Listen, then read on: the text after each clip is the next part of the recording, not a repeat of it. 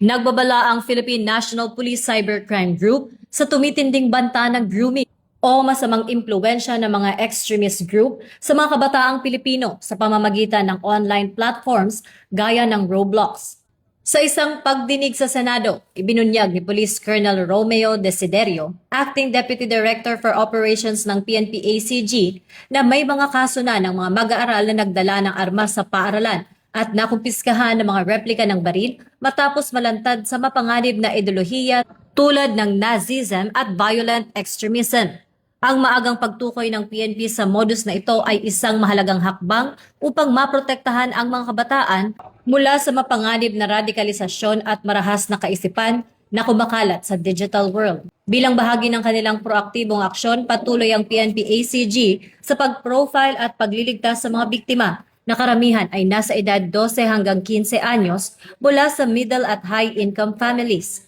Binigyang diin ng kapulisan ang kahalagahan ng mahigpit na pagsubaybay ng mga magulang sa aktibidad ng kanilang mga anak online. Ang kampanyang ito ay patunay ng dedikasyon ng PNP na maghatid ng serbisyong mabilis, tapat at nararamdaman, hindi lamang sa kalsada, kundi maging sa pagtiyak ng kaligtasan ng mga kabataang Pilipino sa loob ng kanilang mga tahanan at paaralan.